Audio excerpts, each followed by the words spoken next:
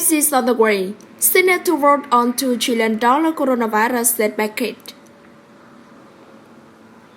U.S. Senator will vote on Wednesday on a $2 trillion bipartisan package of legislation to alleviate the devastating economic impact of the coronavirus pandemic, hoping it will become law quickly. Top aide to Republican President Donald Trump and several Senate Republicans and Democrats said they had agreed on the unprecedented stimulus bill in the early hours of Wednesday after 5 days of marathon talks. Today, the Senate will like to have the people of this country weather this storm, Senate Republican leader Mitch McConnell said after the chamber conference at noon EDT. This is not even a stimulus package, he said. It is emergency relief. Senate Democratic leader Chuck Schumer said his party is willing to pass the bill as quickly as possible. Half is all the way. Big half, quick half, he said on the Senate floor. Trump is ready to sign a measure into law, the White House said, but it was unclear how quickly Congress could get the package to his desk. McConnell did not say what time the Senate would hold its vote, and the Democratic-controlled House of Representatives is not expected to act before Thursday. The massive bill includes a $5,000 billion fund to help hard-hit industry and a comparable amount for direct payment for up to $3,000 apiece to millions of U.S. families. It will also include $315 billion for small business loans, $250 billion for expanded unemployment aid, and at least $100 billion for hospital and related health systems. It would be the largest research package ever approved by Congress and the third such effort to the budget this month. The money of stake amount to nearly half to the $4.7 trillion the U.S. government spends annually. New York Governor Andrew Cuomo said the $3.8 billion allocated to his state was not early enough. His state accounts for roughly half for all U.S. cases. This doesn't do it, he said at a news conference. The package aimed to flood the U.S. economy with cash in a bid to stem the impact of the pandemic has killed more than 730 people in the United States and infected more than 53,650. The governor of at least 18 states, including New York, have used the stay-at-home directive affecting about half the U.S. population. The sweeping orders are aimed at lowering the pathogen spread, but have impacted daily life as schools and business shutter indefinitely. Wall Street on Wednesday was unable to sustain strong gains from Tuesday's session as fear about the pandemic economic toll overshadowed optimism about sweeping fiscal and monetary stimulus to as businesses and households.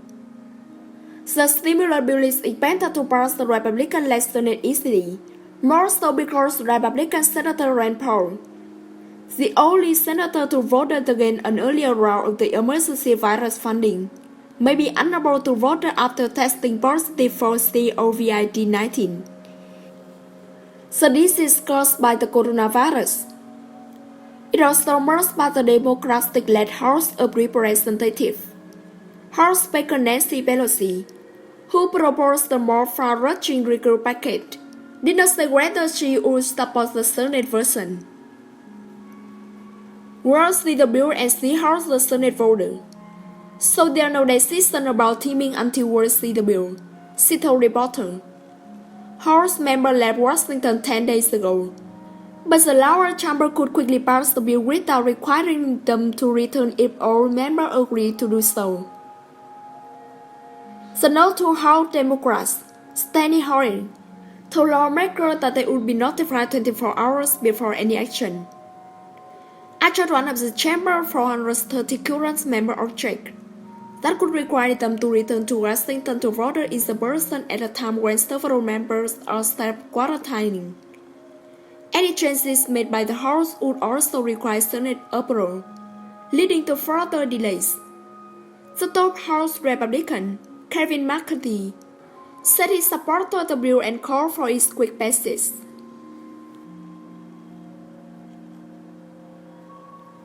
Accused New Zealand Mosque total shock risks to guilty plea. An Australian man accused of killing 51 Muslim worshippers in New Zealand was mass shooting changed his plea to guilty in a surprise move on Thursday. Brenton Tarrant, who appeared by video link, admitted to 51 charges of murder, 40 charges of attempted murder and one of charges of committing a terrorist act and hastily called Christchurch High Court hearing. He has been convicted of each and every one of those charges. President Justin Cameron Mathers said in minutes of the hearing released by the court. The entire guilty plea represents a very significant step toward bringing finality to this criminal proceeding.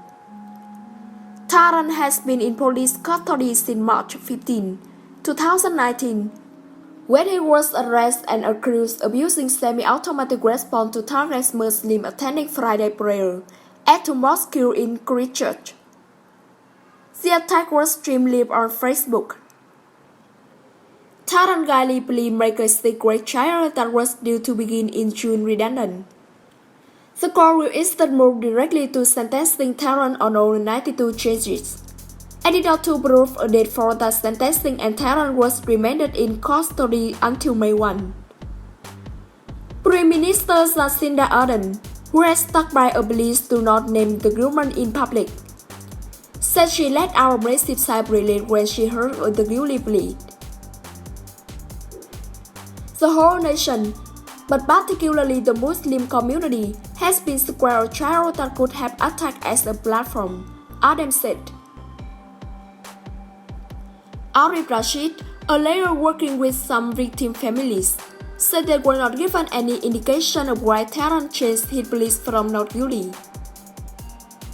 Any possible explanation are speculative, but we do know terrorists and often seeking a sense of same importance and attention to their cause, Rashid said. The COVID-19 pandemic has removed that. Tarrant, who faced a lifetime prison sentence, had posted a manifesto on social media ahead of the attack that called immigrant invader and referred to white genocide, a term used by white supremacy to describe the growth of minority populations.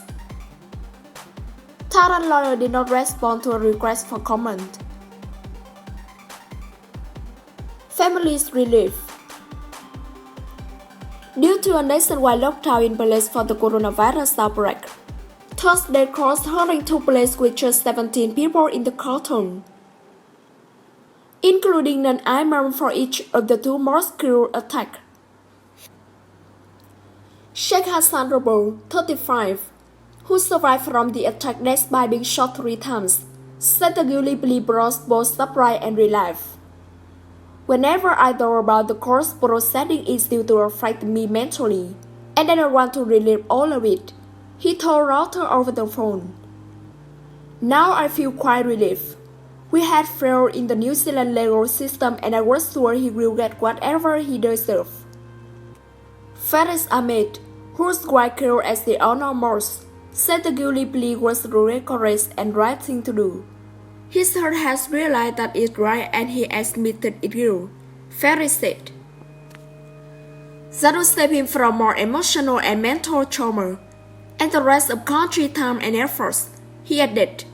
For Muslim community, it will save them from going through the court process and refreshing memories of the tragedy.